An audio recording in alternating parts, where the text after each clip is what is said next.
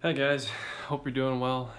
Today I'm going to be going over how to give proper feedback and the key to giving great advice to fellow artists. So the key to giving great advice involves something called the 3 Ps, which are what I call preparation, placement, and permission. And I'm pretty certain I learned a variation of this while I was working at an Apple store, like doing retail sales, I think.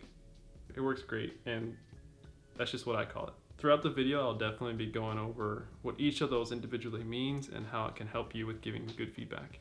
I want to start off by saying feedback is something I've been terrible at in the past. I mean, really bad. If my brothers or my parents, some of my coworkers, ex-girlfriends are watching this, yeah. But I've gotten a lot better, like a lot better. And the reason why I mention how bad I used to be is because feedback is really one of those things where the more you practice, the better you get at it. And it's really one of those things that you have to practice to get better at it. So with that being said, it's really important to take note of any time a feedback situation comes up and try to figure out what you can take away from it.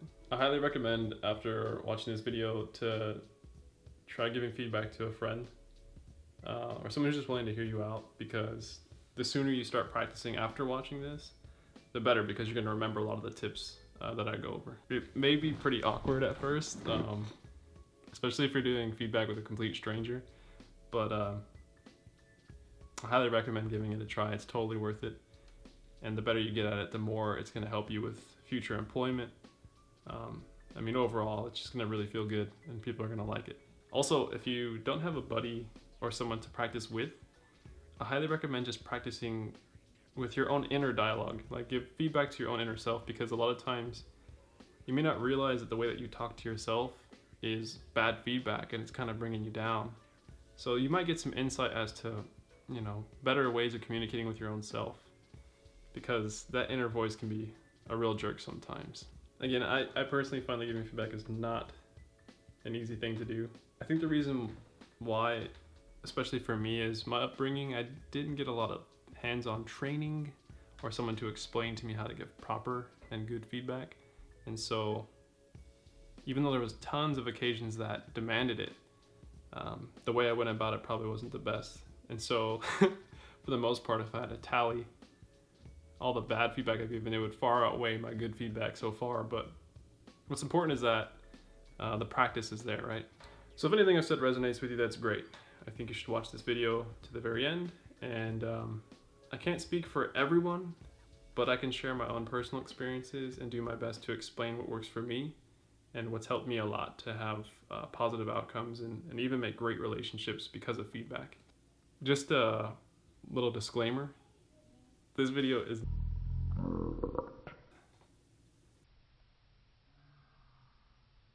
not how to give feedback in personal relationships or intimate relationships or anything pretty much outside of like the professional realm. So yeah, I'm not a professional at those types of things at all. I mean, it might help with those kinds of things, but I recommend just watching this for the purposes of giving feedback to other artists or coworkers, things like that. Okay, so enough about all that. Let's jump into the first P, preparation. The first step to giving great feedback is think before you speak. And I don't mean this in the way like what your parents told you when they've been mad at you for things that you've done in the past. I mean, you really want to take some time to prepare your feedback before you give it. To do this well, I recommend asking yourself these 3 questions. 1, is this the best place and time to give feedback? 2, is it too noisy here? And 3, is somebody maybe just going through something and I should just wait until later to give the feedback to that person? Depending on how you answer these questions, it may just be better off just waiting. Just no give the advice or feedback at all until it's a proper place to do so. And I found that if it's something that really means a lot, or if it's something that I know is really going to help somebody, I don't tend to forget to do it later if before it wasn't a good time to do so. So coming to our next P, is all about placement. If I had to think of the 4 places that are not good to give feedback, should never give feedback, it would be 1, over text message. It's just not a good idea. So many bad communication things happen over text for some reason. 2, right after a heated debate or discussion. And this might seem obvious, but the thing is, once you're heated up and you've just had the discussion, sometimes the emotions take over and you don't think clearly. So yeah, try to avoid that. And another one, when someone's struggling to figure something out and are already in the middle of something, and they clearly, or maybe even somewhat seem like they probably don't want to be approached at the time, it might be better to wait that one out. And lastly, when you're in the club. So loud places make you and your feedback have to repeat each other, or repeat what you're trying to say a lot, and that totally ruins the whole point of giving feedback. And you never really get to resolve the conversation because you're too busy trying to just understand what the person's saying in the first place, and you probably just end up giving up at some point. As far as good places to give feedback, I'd say the all-time best place, and this is just generally speaking, to give feedback is in person. It is the best to give feedback face to face. Any other option I'm about to say is just something that comes as close as possible to that without actually being face to face. So we've got a video chat, a phone call, and an email. I'd say those are the 3 ways that you can still give pretty good feedback and it feel right. Within each of these, you're still taking into consideration like the noise and, thinking ahead, like, is this the right time and place? If possible, a good way to get the right environment set up is just to walk up to somebody, hopefully this person you know, and ask them something like this.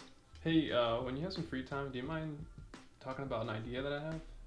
I know that here is not the best place, but like maybe somewhere else, like during lunch.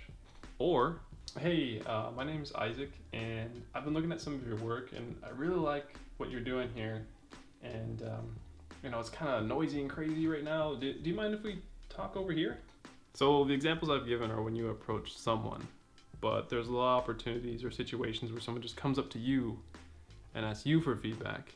And here's kind of some advice I have on that. In these cases, I always recommend asking the person if you can have some time. So maybe saying something like, yeah, I'd be happy to give you advice.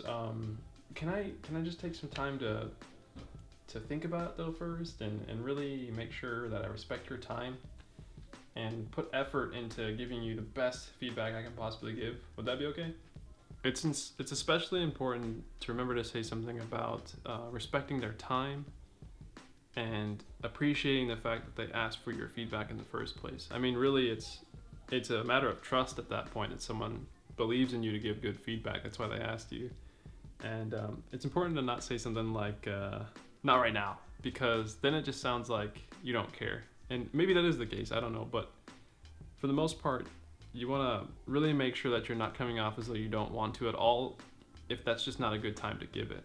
So again, I think the best way to go about things, if someone approaches you for feedback, like on the spot, is to ask them if you can just get a little more time to think about it. It'll pay off in the end. So lastly, and probably the most important part about giving feedback, is the conversation itself that comes after the initial approach. And that has a lot to do with our last P, permission.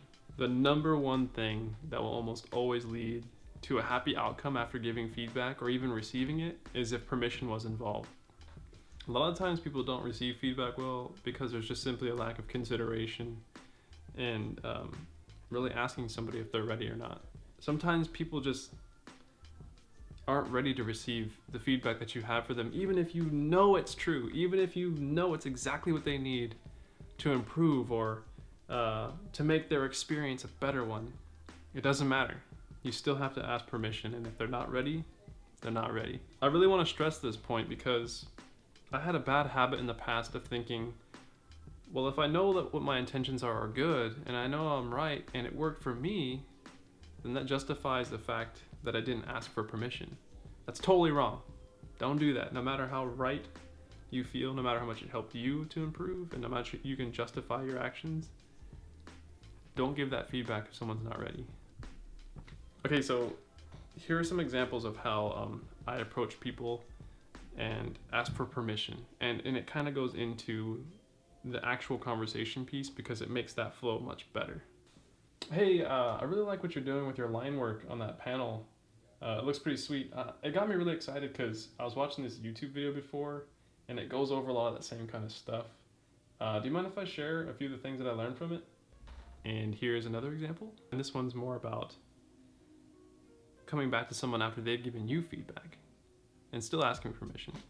Hey, is there any chance that we can talk about the feedback and the advice that you just gave me? I feel really bad about some of the advice that you had given me, and it kind of hurt a little bit. And I'm all about trying to have a positive outcome. And so, would that be cool? Like, can we try going back over that so that we can both come out of this feeling pretty good? Because you made some really good points, but I really think if we try it again, it'll be a lot better, and I'll learn more from it.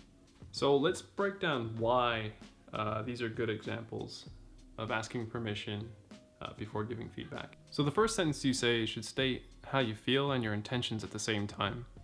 Just get it out of the way. Anything after kind of helps just support that statement if needed. So in the first example, we've got, hey, I really like what you're doing here. Hey, I really like what you're doing there with your line work. It reminded me of some pretty cool stuff I learned recently from a YouTube video. This is a pretty clear indication of what you're about, and it easily explains your reason for talking to who you're talking to. Second sentence, do you mind if I share a few tips that I learned from it? This goes right into permission and sets up for success later on by reducing the chance you'll offend someone with your feedback you plan on giving after. See what I'm saying? So great feedback is just a matter of the 3 Ps: preparation, placement, and permission. So there's also one last piece I'd like to go over that helps quite a bit. And it's something called the feedback sandwich.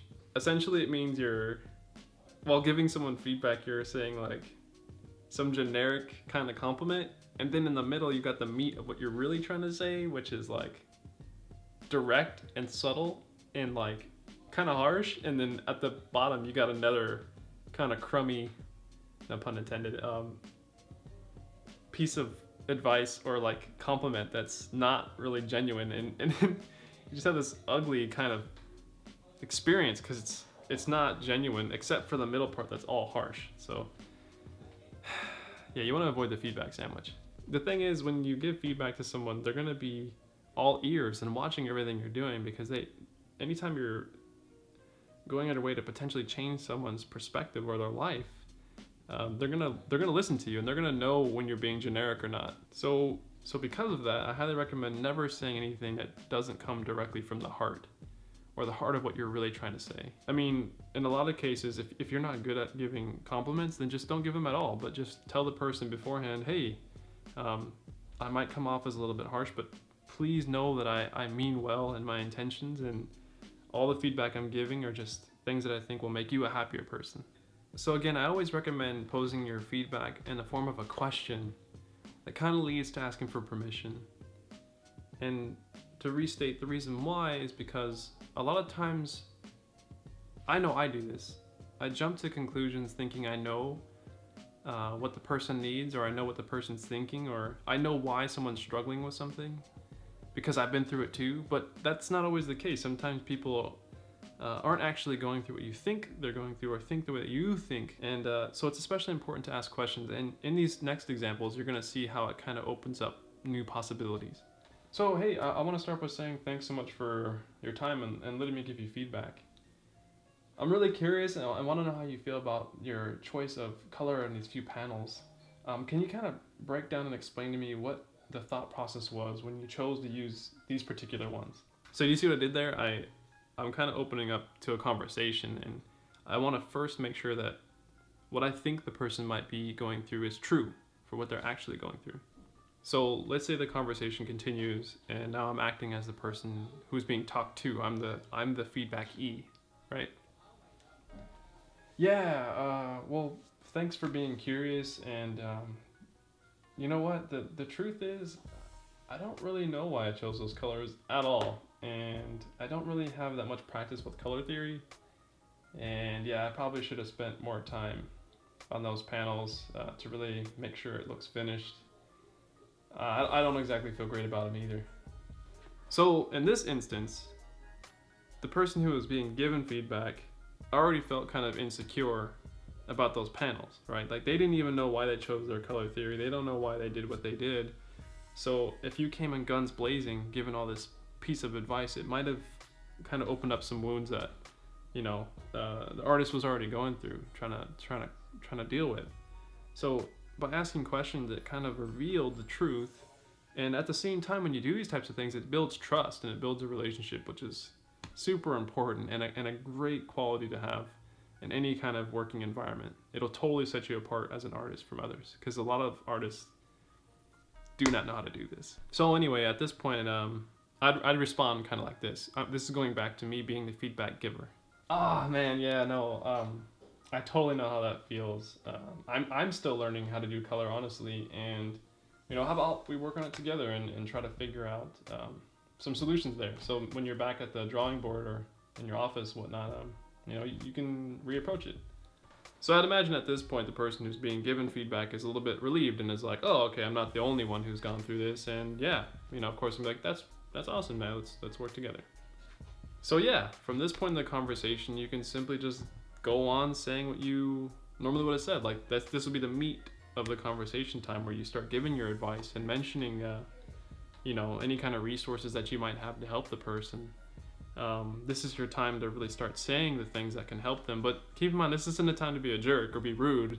I mean, you've just spent all that time, you know, getting permission and building trust.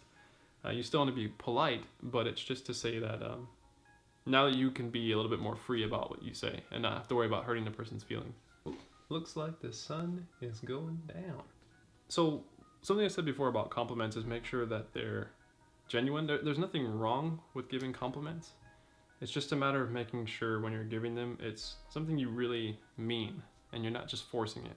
But yeah, I mean, that's pretty much it, guys. The 3 Ps with preparation, placement, and permission, and avoiding the feedback sandwich, and making sure what you're saying is true and genuine. It's like what you actually believe, something that you've actually learned somewhere. You don't want to make things up and you don't want to lie, right?